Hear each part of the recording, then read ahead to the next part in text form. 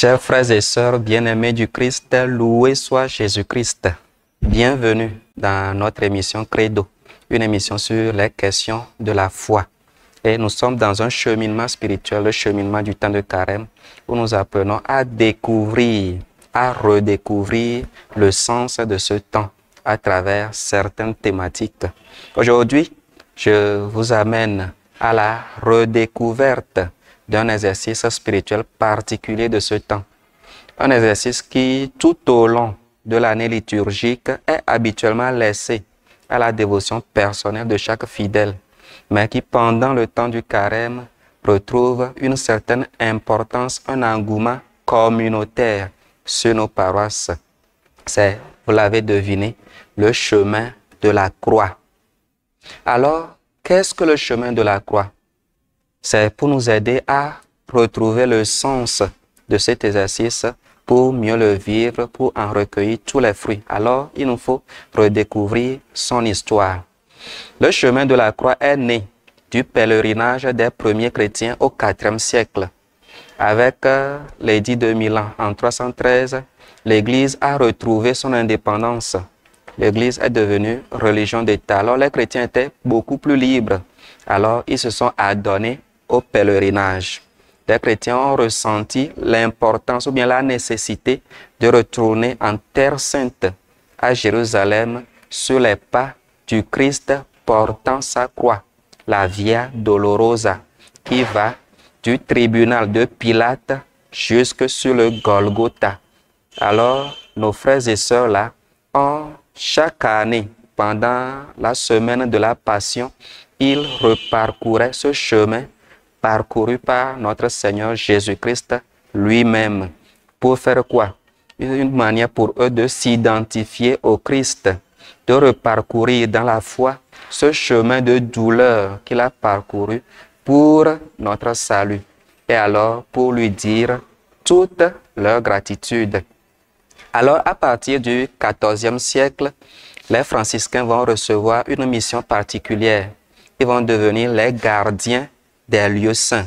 Alors, à ce titre-là, ils ont pris l'habitude d'accompagner nos frères et sœurs pèlerins de la Terre Sainte dans ce cheminement spirituel de la Via Crucis, du chemin de la croix. Et c'est en accompagnant ces frères et sœurs pèlerins-là que nos frères franciscains vont sentir la nécessité de faire participer tout le peuple chrétien à ce pieux exercice du chemin de la croix. Ce n'est pas tout le monde qui a la possibilité de faire le pèlerinage jusqu'en Jérusalem pour vivre ce chemin de la croix.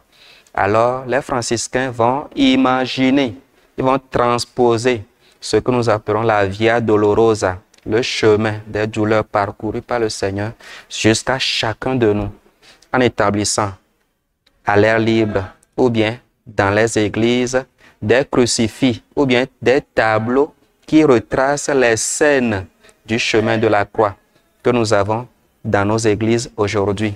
Alors, vers le XVIIIe siècle, les papes Clément XII et Benoît XIV vont statuer sur le nombre de ces scènes ou bien de ces étapes du chemin de la croix que nous appelons aujourd'hui stations. Les papes Clément XII et Benoît XIV vont les limiter à 14, le nombre que nous connaissons aujourd'hui. Même si, dans certains milieux, ces stations peuvent aller jusqu'à 15, voire 16 et 17. Alors, voilà l'histoire du chemin de croix et son premier sens. Nos frères et sœurs parcouraient ce chemin de la croix-là pour s'identifier à Jésus et pour le remercier pour son œuvre de rédemption. C'est la même chose aujourd'hui. Dans la foi, nous sommes appelés à reparcourir ce chemin de douleur parcouru par notre Seigneur pour nous apporter le salut. Alors, cela fait quelque chose, cela nous fait découvrir l'amour de Dieu dans nos vies. L'amour qui a amené Dieu à mourir pour nous sur la croix. Ce chemin, ce parcours du chemin de la croix nous fait redécouvrir cet amour-là. Alors, il fait naître en nous un sentiment de gratitude, de reconnaissance. Nous remercions le Seigneur pour son œuvre de rédemption. Et non seulement le sentiment de gratitude, ce chemin de foi fait naître en nous un sentiment de contrition nous regrettons nos péchés, les péchés qui ont amené Jésus à mourir sur la croix, alors nous lui demandons pardon pour nos péchés. Pour finir, j'aimerais partager avec vous les paroles d'un chant de Sandy Patty intitulé « La Via Dolorosa ». Sur la Via Dolorosa à Jérusalem ce jour, les soldats cherchent un passage dans la rue, mais la foule se pressait pour voir l'homme condamné à mourir au calvaire. Il a saigné sous le fouet, il portait des traces sur le dos, et il portait une couronne d'épines sur la tête, et il supportait à chaque pas le mépris de ceux qui criaient pour sa mort. Sur la Via Dolorosa, le chemin de la souffrance, comme un agneau, vint le Messie, le Christ, le Roi. Il a choisi ce chemin à cause de son amour pour toi et moi. Sur la Via Dolorosa, tout le chemin jusqu'au calvaire. Sur la Via Dolorosa à Jérusalem ce jour, les soldats cherchent à faire passer Jésus, mais la foule se rapprochait pour voir à qui était destinée cette croix. Sur la Via Dolorosa, le chemin de la souffrance, comme un agneau vint le Christ, le Roi, le Seigneur. Ce fut celui qui partit, toi et moi, sur la Via Dolorosa, au calvaire et à la mort. Le sang qui peut purifier les âmes de tous les hommes a coulé dans le cœur de Jérusalem. Sur la Via Dolorosa, le chemin de la souffrance, comme un agneau vint le Messie, le Christ le Roi.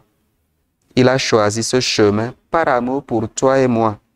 Sur la Via Dolorosa, tout le chemin jusqu'au calvaire. Fructueux temps de carême, fructueux exercice du chemin de la croix à tous et à chacun.